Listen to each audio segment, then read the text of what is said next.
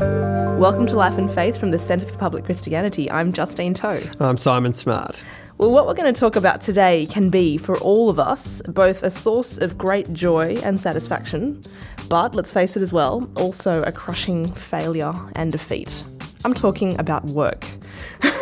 Now, work is of some kind or another is a reality for all of us, and it affects our lives, our sense of who we are, and it can greatly impact on the people that we love. So work really matters a great deal to us. And we're delighted to have Cara Martin in the studio with us. She's the Associate Dean of the Marketplace Institute, and this is a place where people can think through how matters of faith affect how we think about work. Is that a fair summary, Cara? That's a wonderful summary. We call it bridging the Sunday-Monday divide, assuming that most people would express their faith on a Sunday or on the weekend and then have to go to work on the Monday.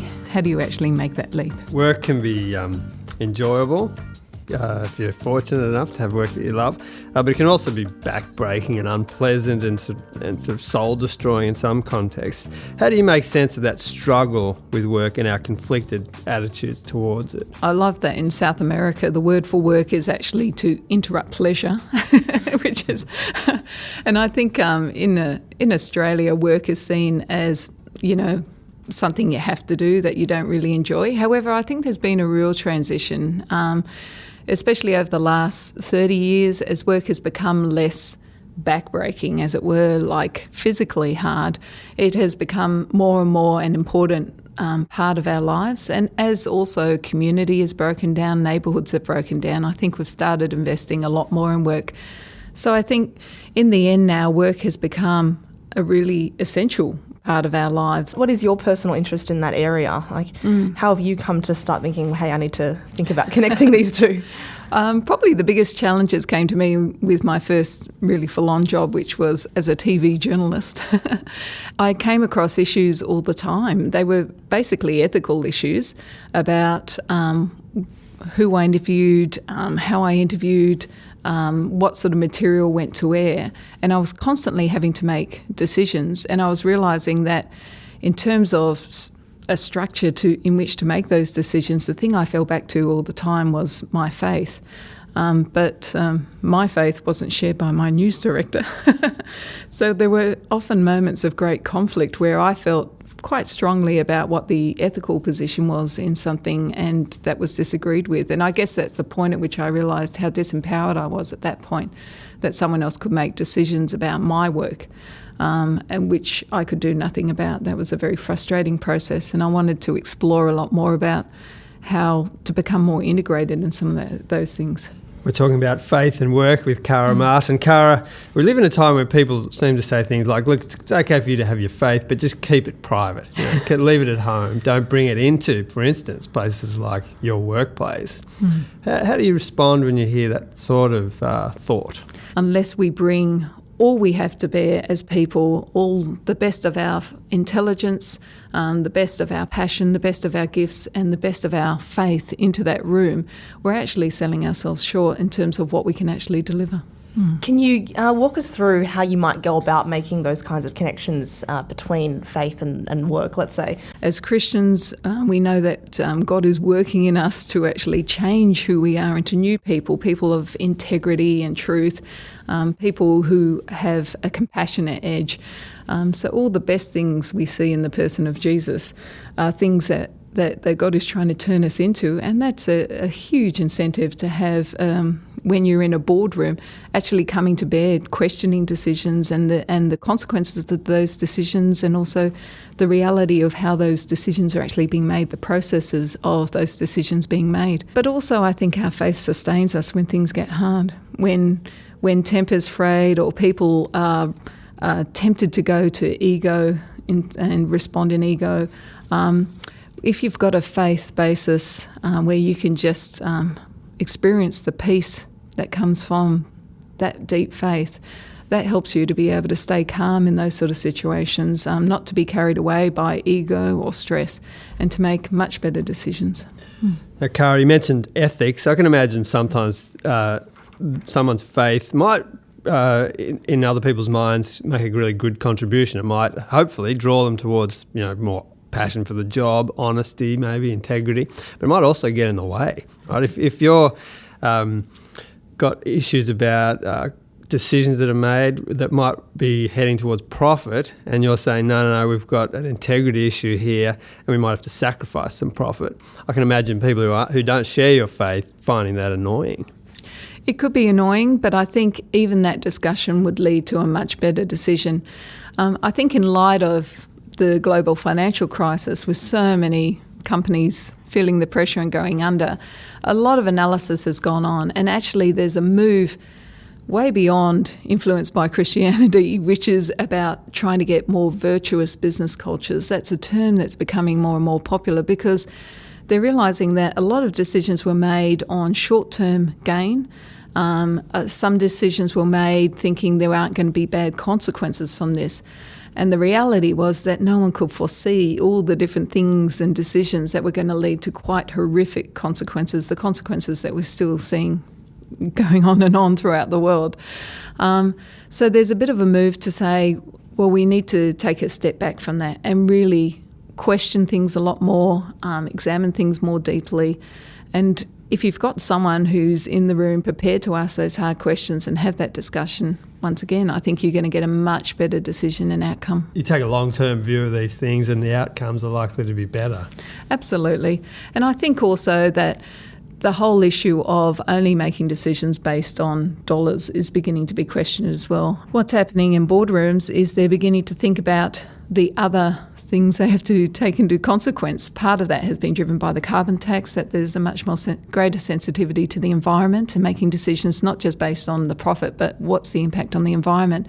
There's also becoming more and more an awareness of the need to think through the social consequences too. And I wouldn't be surprised if we begin to see an evaluation, a social impact evaluation that needs to be made in decisions as well. And I think, once again, that's actually a much more realistic outcome, because sometimes what happens is decisions are made for which the community suffers, the community pays. So ultimately someone's going to pay for it. Now, in that vein, all of us want to achieve a work-life balance, and all the more so because we have technologies that allow us to take our office anywhere we want with us. Now, so does this discussion of how work and faith fits together, does that have anything to offer? Just as we have a God who created us to work and do good work, we have a God who rested. And I think that rhythm of work and rest is actually really important. For a while we've tried to deny that. In the past we were just physically exhausted in our work and we couldn't continue working. Now that we're knowledge workers, it's easier for us to go harder and harder. But people are realising the impact of doing that is obviously not good on the body as well eventually. So we have a lot of people who are just burnt out. They're stressed and they can't keep going. And I think the issues that companies are facing is that you can't keep burning out people. For a while there's been sort of another supply of workers, but there's not always a great supply of workers. So I think organisations are becoming more aware of this and trying to think of more creative ways of being able to help people. If we have that sense of our faith as an important thing, what we're doing is we're not just living to work anymore. We're actually living to serve God first and serve God through our work. But we accept that there's a limit there, that we're not going to completely burn ourselves out for the work, because ultimately there is no great value in that. All you do is end up serving someone else and you just exhaust yourself and there's not much left at the end. And the reality is that organisations are not hugely loyal to their people. I remember the story of a friend of mine. Her dad used to slave himself to work and it really impacted on the relationships within the family. And he retired after a while and there was a great deal of celebration.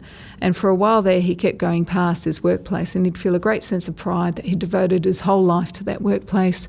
And then one day he went past and the factory was completely rubble. It'd been sort of broken down and then now there's just flats there. And I remember him saying to his daughter, "What have I done? How much did I give up for that workplace that no longer exists at all?" and how much more should I have poured into my family. People's whole identities can be caught up with their work, and that can be good if you like your work, but what if you don't? Or what if you lose your job? Yeah, it really hit me that when you meet someone, you say, what do you do, is almost the first question. But it hadn't hit me before, but I realise now that when we respond, we tend to say, I am. So instead of saying, I do, this or that, describe it in activities, we actually take on our job as our identity. I am someone who works at this institute. I am a lecturer. It's something that becomes inherent in who we are. I think that's a very dangerous thing, and where combining work and faith is important is that our identity is always beyond just what our work is. That's very important. I have a friend in Melbourne who I met with who was a really high-powered businesswoman. I was looking forward to meeting up with her. She was made redundant just a few months ago, and the whole process has been completely shattering to her because she said, I am redundant. And that's how she felt. She felt she was... That defines her. That's right. She was no longer useful to society because she was no longer in that job. And she said people's attitudes towards her changed. Her whole sense of self had changed so horrifically that it was a real struggle for her to then reinvent herself as such. So these are really deep issues, and I think it's a great danger that we need to sort of challenge all the time. You are not your job. On a more positive aspect to this is the notion of vocation or calling, which should not just be limited to your job, but it's part of that, isn't it? That's a very Christian concept, vocation. I think that's a very helpful corrective, because if you have a sense of calling, it's not just to something, but it's a call from someone. So if you see your work as part of your calling, then you can't escape the fact that it is God who does the calling. And in that case, you may be called to do something for a while, but then God may call you to do something else. So it turns the focus from being completely at the work. I think one of the things in Christian circles that we've sort of messed up a little bit is that we thought that people could only be called to do full-time Christian work or paid Christian work. That's something that I would want to challenge, and certainly, even Martin Luther challenged that and said that God can call you to do whatever you do. The important thing is to work for it as if you were working for God. This is part of your worship of God. So I think that if we get a wider sense of calling, that can help protect us from investing everything in our work or seeing it as different to our Christian life. And it can remind us that we're doing this as part of our worship and service of God. Now, I wonder, because you've been thinking about these sorts of matters for a long time now, I wonder what you would say to your former TV journalist self.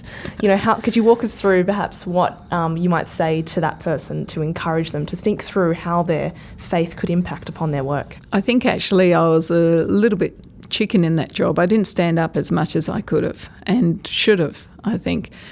So there were times when I just submitted to the authority of my news director, and I did things that I would now regret in terms of what I was prepared to allow to go onto the TV screen, the ways that I would chase someone down to interview and so on. I regret some of those things. I felt really powerless as a worker, but I think if I hadn't thought that this was the job and that if I ruined this, I would never work again. That was sort of the idea I had. I had to grasp this job and it had to be the most important thing to me.